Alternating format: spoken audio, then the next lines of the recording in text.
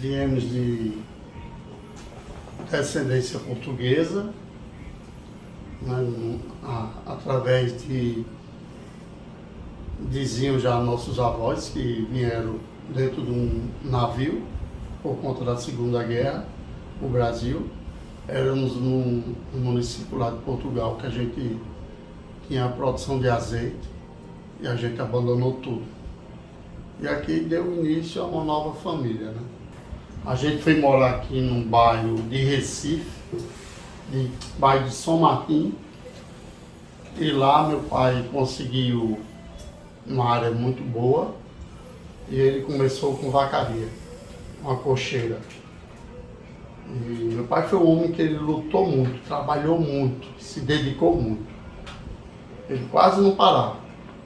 E o dinheirinho que a gente vendia o leite, meu pai começou a comprar mais animais e aumentando a produção, a gente começou a comprar máquinas de costura. Foi aí onde meu pai tirou a ideia de montar uma confecção em São Martim. Com o dinheiro da vacaria e com a construção da confecção, meu pai ele chegou a ter mais de 100 costureiros. E a confecção cresceu tanto que depois ele começou a ir para a representação. Meu pai era um cara que ele dizia assim, nas suas férias você vai trabalhar comigo. Então, praticamente eu trabalho desde pequeno com meu pai. Desde meus, acredito que meus 10 anos, 12 anos, eu sempre lutei. Sempre lutei. Que a gente teve um passado também que não foi fácil. Nada foi fácil, né? Para a gente vender o leitinho, charrete para um lugar, charrete para outro. E vocês sabem que vacaria não tem feriado, é todo dia, a vida toda. Né? Final de ano tem que tirar o leite da vaca. Natal tem que tirar o leite da vaca, então era sempre trabalhando. E eu me lembro que um desses dias, eu ia muitas vezes quando eu voltava da escola, eu ia em cima da carroça puxar capim. O capinheiro, mas eu ajudava ele. E eu me lembro que teve uma passagem em São Martim que uma das vacas quebraram, ela fraturou a perna, a pata. E meu pai inventou de engessar essa vaca e colocou em nosso quarto. Ele colocou 2 barrotes na parede, amarrou a vaca, engessada, e a vaca, eu não sei o que aconteceu, eu sei que o episódio, eu sei que ela saiu de boa. E isso ficou muito marcante, né? Porque todo mundo, seu Fred, você levar uma vaca para dentro de casa, mas não tinha outro espaço. O finado Frederico Pereira, e eu sou Frederico Pereira Filho. Existia o São João, meu pai era tão assim, tão dinâmico, que ele, não sei se vocês lembram, que todo mundo tinha uma casinha de madeira que vendia fogos. Naquela época era costumeiro, algumas ruas colocarem aquelas casinhas de madeira para vender fogos. E aí meu pai, ele mandou fazer uma casinha daquelas de madeira, ele comprou fogos, porque eu gostava muito de soltar fogos. Mas ele disse, você vendendo os fogos, e aí você consome, ou você ganha um dinheirinho e compra mais fogo para você brincar. Então meu pai já me ensinava, eu como criança, eu vender fogos e o dinheirinho do fogo eu mesmo fazia brincadeira, que eu adorava soltar fogos. Estudei no colégio Nossa Senhora de Fátima, ali em São Martim, no qual esse colégio Nossa Senhora de Fátima, meu pai ajudava muito no 7 de setembro com a marcha, o desfile, que saía da escola Nossa Senhora de Fátima até a Cavalaria de São Martim. Algo inédito, porque vinha muita gente ver. Isso no bairro de São Martim, eu creio que hoje eles nem saibam disso. Talvez eles nunca fizeram nenhum desfile desse. E naquela época era costumeiro fazer os desfiles de 7 de setembro, todas as escolas e todos os bairros. E eu me lembro muito bem que em São Martim nós éramos felizes Tinha o pé na lama, o pé no chão, o pé pegando tritongate e lebisca. E todo mundo sabia o que era para pegar guaru, tritongate e lebrista, que é aqueles peixinhos que a gente brincava. Então foi uma infância muito boa que eu tive, uma infância que meu pai ensinou em cada época, em cada momento, porque nós éramos uma família também saudosista.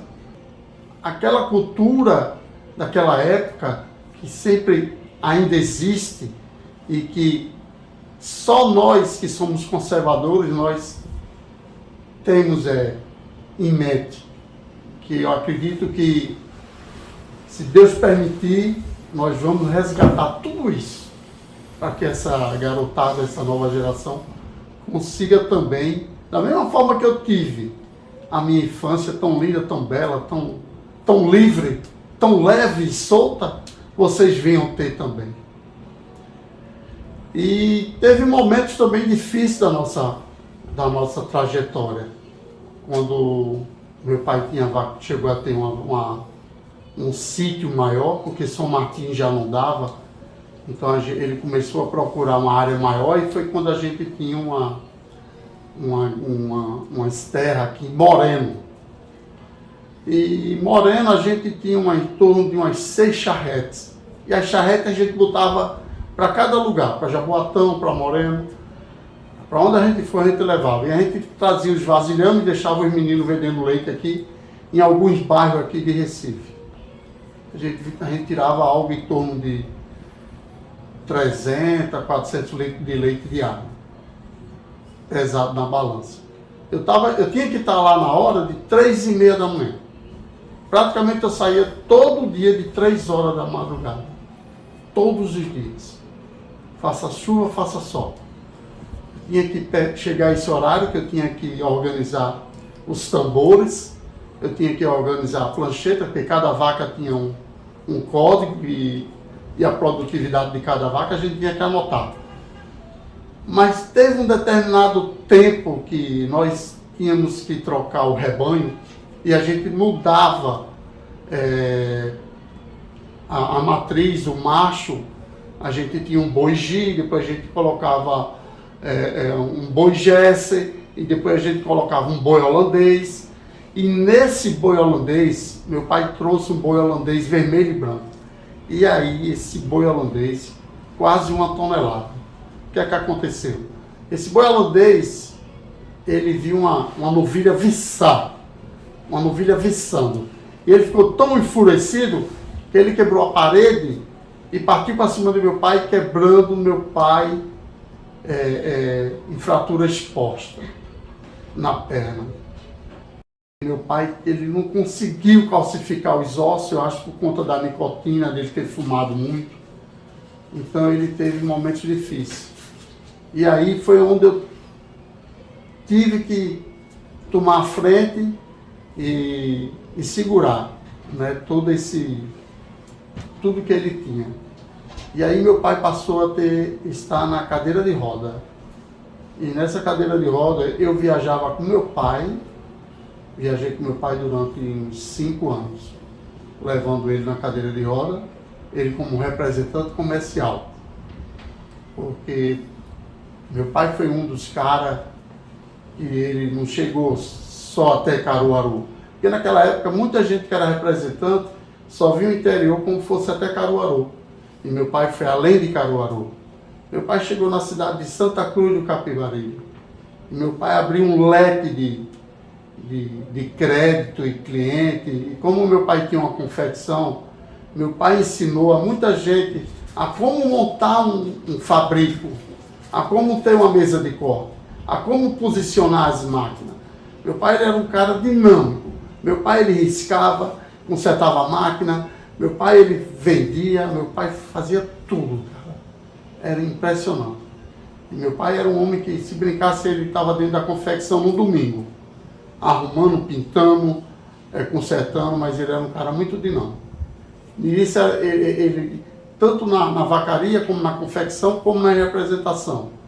Só que a gente começou a ver que a confecção não dava mais certo, e aí a gente também viu que a vacaria tomava muito tempo, porque vocês sabem que vacaria é na pegada, velho. Não dorme, não dorme.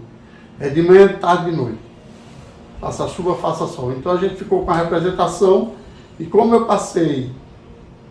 houve esse incidente com meu pai, e ele passou a andar na cadeira de roda, então eu tive que viajar por tudo que é interior com ele na cadeira de roda, né? Como representante comercial de tecido e aviamento. Meu pai gostava muito de usar aquela roupa que era camisa e calça, conjunto. Ele era um atleta, ele foi atleta do esporte, foi remador do esporte, porque minha família também teve uma descendência de não inaugurar, mas ela deu abertura ao clube do esporte, que depois eles voltaram para Portugal, e a descendência foi, meu pai tem passagem nessa fundação do clube do esporte, e nós morávamos junto da garagem de remo do esporte, da família Pascoal, de tia Lourdes, seu Olavo, Guilherme Freire. Antes desse incidente, eu comecei a iniciar na atividade de representação, e quando eu iniciei, eu não tinha nada, a não ser uma caneta Bic. Praticamente eu comecei do zero. Meu pai disse, você vai ter que começar do zero. E um dos momentos que eu tive, e naquela época quem tinha telefone era um pessoal que tinha um poder mais alto. Então eu comecei a ir em busca de uma cooperativa de telefone. Seria um telefone para 10 pessoas. E eu entrei nessa atividade, nessa coisa que era o telefone para 10 pessoas, para diminuir custo. E aí foi onde comecei a ter meu escritório, num pequeno apartamento, sem nada. E aí veio onde minha esposa me ajudou muito no meu suporte, a Simone, que inclusive são muitas coincidências que houve na nossa passagem, que o pai de Simone conheceu meu pai em São Martim, quer dizer, nós éramos, eu acredito que ela tinha 3 anos, 4 anos, e eu tinha 8 anos, e nós chegamos a ver, e coincidentemente hoje nós estamos casados. É uma coisa que a gente nunca imagina, né? Nunca espera. Você vê uma pessoa e de repente você saber que lá na frente você vai estar com essa pessoa, né? E quando éramos pequenos, né? Criança ainda. Nesse momento que houve esse incidente de meu pai, houve também muita coincidência, porque foi aí onde eu comecei a querer participar da atividade cristã da igreja, onde minha irmã me levava à igreja, e ela me chamou para eu participar do encontro de casais com Cristo, na igreja de São Sebastião do Cordeiro. Foi onde a gente fez o ECC e o grupo de casais, onde nos convidaram para participar. A santa que deram o nome do grupo de casais era o nome do bairro de Moreno, onde a gente tinha a vacaria, Nossa Senhora das Graças, que fica ali na BR Moreno. E coincidentemente, uma das ruas de Caruaru, que tinha muita confecção, que era atrás da 15 de novembro, que era a Rua São Sebastião. Lá, para vocês terem ideia, lá tinha em torno de umas 30 confecções. E essa Rua São Sebastião, ela me chamou muita atenção, porque um dos casais mais simples dessa rua, mais humilde da categoria de confecções, foram um dos únicos que vieram para o enterro do meu pai. Então isso me chamou muita atenção. Lógico que foi de repente, ninguém imaginava, mas são coincidências como essa, que a igreja me fez eu ter o olhar para para o catolicismo, né? E eu me dediquei tanto à igreja que eu cheguei a mexer até no sino da paróquia. Fiz alguns ajuda com nossos amigos lá. Cheguei a ser dirigente do SCC, né? Eu junto com minha esposa. Então foram momentos que marcaram na nossa passagem, na nossa vida, muita coincidência. Quando meu pai faleceu, eu me vi um pouco só, que eu tinha que ir para São Paulo dar conta de muita coisa que tinha no escritório de representação, e aí eu fui só. E outra coisa, várias vezes eu fui para São Paulo de carro, porque a passagem de avião às vezes era caro, então às vezes eu cheguei aí só, e é difícil uma pessoa de carro viajar. Então, a volta de São Paulo para Recife de carro, você vir sozinho, é muito complicado. Mas a gente foi. Tudo que eu tive na minha vida foi de luta, foi de vontade de crescer, vontade de eu dar o melhor, não só para minha família, para os meus filhos, mas uma demonstração do que meu pai me ensinou, né? Então, cheguei onde eu cheguei, graças a Deus. Eu não tinha escritório, eu não tinha imóvel, não tinha casa, eu não tinha carro, não tinha nada. Hoje eu tenho esse escritório aqui, hoje eu tenho o meu próprio, tenho meus imóveis, tenho minha representação, que há 36 anos ainda sou representante delas, e me dedico o máximo toda semana, caindo na estrada, e minha esposa dando suporte aqui no escritório. Obrigado. Engraçado que um dos episódios da passagem, né? Ainda meu pai vivo, quando ele disse, pai, eu vou montar meu escritório de representação. Então eu ficava pensando, como é que eu vou em busca de representação? E aí veio a ideia na minha cabeça de eu ir na 25 de março. E como é que a gente ia, porque naquela época não tinha a internet, essa coisa tão veloz e rápida como tem hoje. Então, naquela época, a gente mandava o pedido ainda pelo correio, através de carta. Eu viajava praticamente 20 dias pelo interior, chegava, colocava os pedidos através da carta e no correio e botava para a fábrica receber os pedidos. Então, era assim. Depois foi que chegou o fax. Mas nessa época, o que é que eu vi? Eu comecei a ir na 25 de março, em cada loja que eu entrei de atacadista, eu ia nos corredores e começava a pegar os produtos, e eu com a caneta e um caderno, anotando o nome da fábrica e o telefone. Até que uma moça chegou para mim e disse, o senhor quer alguma ajuda? O senhor está fazendo o quê? Eu disse, não, moça, eu sou lá do Nordeste, sou de Pernambuco, sou lá de Recife, eu estou em busca de representação. E como é que eu vou descobrir? Através dos produtos que vocês têm, eu vou começar a ligar. Aí ela disse, então não tem problema não, pode pegar aí. Ela falou com o dono da loja deixou. E eu comecei a pegar os telefonemas de tudo que é produto que tinha dentro da loja. E aí eu comecei a ligar e descobri o endereço. Quando não dava para ligar, eu ia lá.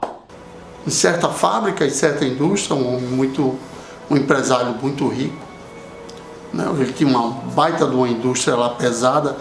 E quando eu bati lá, eu de casa, o vigia lá veio atender, diga, eu queria falar com o proprietário. Aí ele fez, quem é você? Eu digo, olha, eu sou lá do Nordeste, eu tenho um escritório de representação, eu estive na 25 de março, e como eu vi o endereço de vocês, eu tomei a liberdade de vir aqui e querer falar com ele. Quem sabe ele me dá uma oportunidade. Aí ele fez, um minutinho só. Aí me fez eu subir lá, quando eu subi lá no departamento comercial, o pessoal olhou assim, um menino franzino, né? Diga o que é que você quer. Eu digo, olha, eu estive lá na 25 de março, eu vi o produto de vocês, eu gostei. E eu tomei a liberdade de vir aqui, que eu queria conhecer o empresário. Tenho o meu escritório de representação, estou querendo crescer, eu só quero que você me dê uma oportunidade na vida. Você me deu uma oportunidade na vida, o resto deixe comigo. Se não der certo, o senhor não vai perder, nem eu vou perder. E o senhor só tem a ganhar. Então o empresário começou perguntando meu nome, de onde eu era, então ele começou a gostar de mim. Então ele disse, chamou a secretária e disse, vem cá, prepare o mostruário e dê para esse rapaz. E dali nasceu uma das primeiras fábricas para o meu currículo. E ali eu tinha algo que eu podia chegar e dizer, eu sou representante dessa fábrica. Então daí por diante eu consegui outras, fiz meu currículo, e eu fui para Americana, eu fui para Joinville, fui para Santa Bárbara do Oeste, né, Itaúna, Minas Gerais, Petrópolis, Rio, e São Paulo, a Rua Pratos, Bom Retiro, a Rua Bressa no Brás. Então, e a 25 de março, que eles me conheciam na época, que meu pai ia muito lá. Então, dali foi onde surgiu todas as representações que eu tenho. E dali por diante, graças a Deus, até hoje, estou me dando bem, continuo com todas elas. Em um dos fatos, eu me lembro que, ao visitar uma empresa em Americana, interior de São Paulo, do segmento têxtil, estava o diretor e os 2 filhos junto dele. E quando o portador lá da entrada disse, olha, tem um rapaz do Nordeste querendo falar com vocês aí. Ele mandou entrar, e o pai dos 2 meninos, que era o diretor da fábrica, um era engenheiro têxtil, o outro era engenheiro químico, e trabalhava a família lá nessa indústria têxtil de Americana, interior de São Paulo. E quando eu entrei para falar com os três sentados olhando para mim, eu comecei a falar, olha, eu sou de Pernambuco, sou Recife, casei, montei um escritório de representação, eu vim aqui sozinho mesmo, que eu fui até de ônibus para a Americana. Eu peguei lá na rodoviária de São Paulo, tudo aprendendo sozinho. E descendo em Americana, praticamente não existia nem ônibus lá em Americana, todo mundo era carro. Mas aí eu conseguindo, através de outra vez, eu cheguei nessa empresa e o dono da fábrica perguntou. E eu disse a ele, o meu sonho era eu ter uma fábrica do produto que o senhor faz, porque eu tenho toda a clientela que onde eu passei me pediram o que o senhor produz. Então eu acho que quando ele me viu, a minha sinceridade, eu ser verdadeiro, eu acredito que eu passei algo, uma inocência, algo que ele me viu no meu semblante, alguma coisa, e ele disse, eu acredito nesse. E os 2 meninos olharam para o pai e disse, e aí? O pai dele disse, prepare o mostruário que ele vai levar agora. Então, ele viu firmeza, ele viu no olhar. Então, daí por diante, até hoje, eu estou com essa fábrica. Eu tinha o quê? 21 anos. Hoje eu estou com 56. Mas, graças a Deus, o meu empenho, o meu trabalho, fez com que eu crescesse e chegar onde eu cheguei. Depois disso, pessoal, eu vendo o trabalho, e aí eu senti uma mudança de governo, né? Eu alcancei a direta já. Eu alcancei o primeiro presidente do Brasil, Fernando Collor. Alcancei o impeachment, alcancei Itamar, alcancei quando teve a conversão da política econômica. E aí eu alcancei também o Lula. E quando eu alcancei o Lula, eu senti que as empresas do Brasil estavam todas em decadência, fechando e falindo. Aí foi onde eu vi que o escritório de representação estava correndo um sério risco. Não só o escritório, como todo município que eu ia. Aqueles que produziam. Um exemplo que eu posso citar para vocês, o nosso polo têxtil. Eu vi ameaçado. De que forma? Com mercadoria contrabandeada. Porque até o momento o Brasil produzia tudo, fabricava tudo. Esse escritório que é meu aqui agora, nós tínhamos algo em torno de 20 representações, em que 70% fecharam as portas.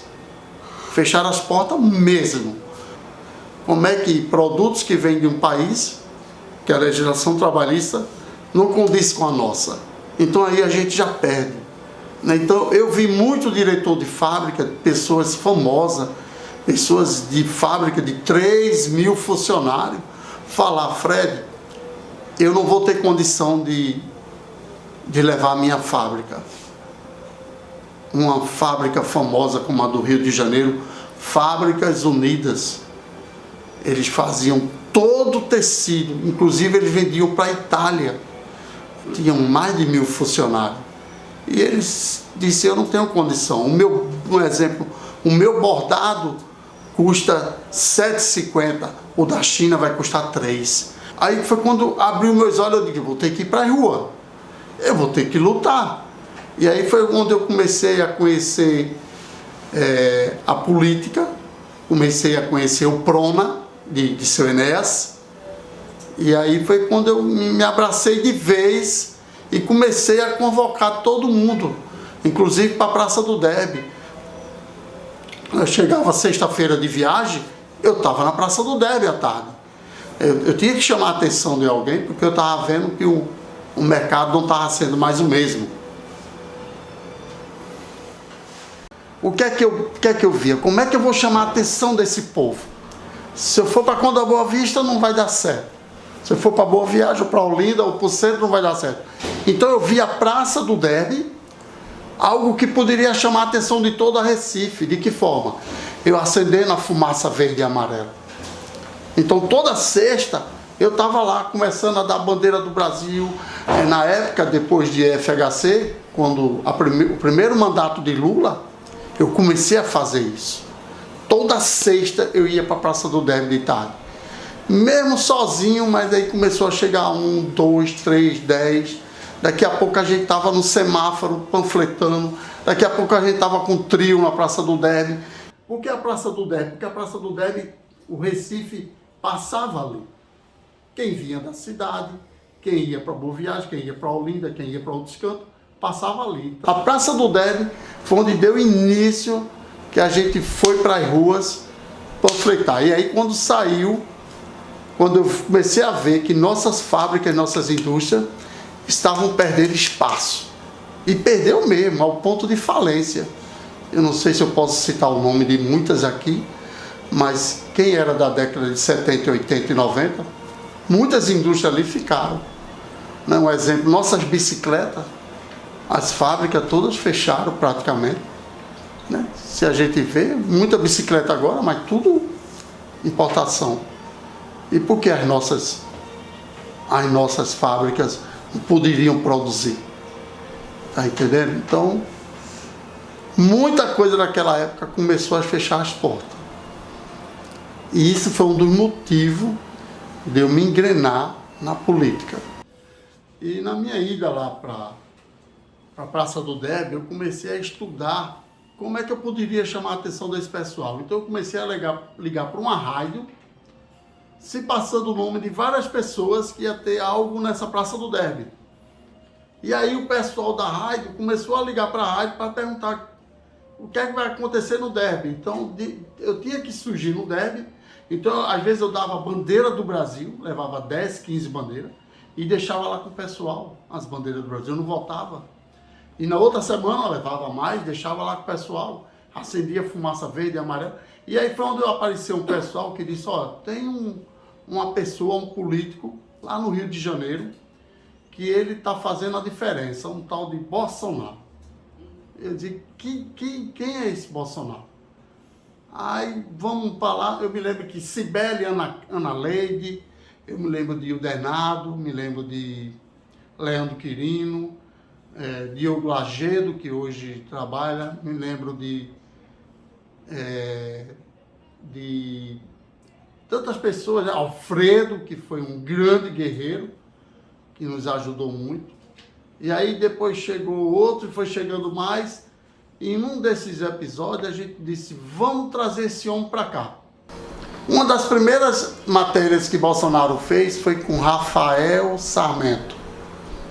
Aí depois, uma pessoa aqui, um político, foi no Rio, a gente conseguiu, e na hora que ele disse, tá chegando aí com Bolsonaro, aí, meu amigo, a gente passou o dia todo em Recife.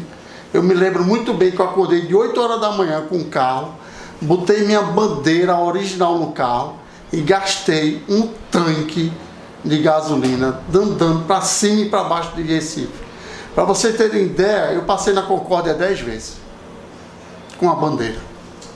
Na Concórdia eu passei 10 vezes. Conde da Boa Vista, Boa Viagem, Olinda, Encruzilhada, Espinheiro, até Bolsonaro descer no aeroporto.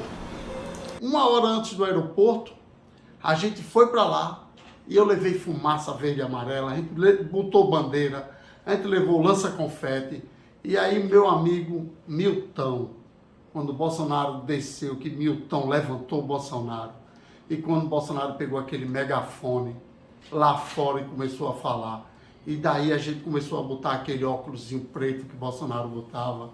Então tudo isso aí é coisas que eu acho que muita gente não sabia e não sabe. Então a gente fez essa coisa, a gente foi lá para Alepe. A Alepe nós fomos bombardeados de pedra, de pau, mas a gente foi feliz da vida. Nós não tínhamos medo, né? Porque a gente sabia que algo ia acontecer de diferente, de resgate do patriotismo.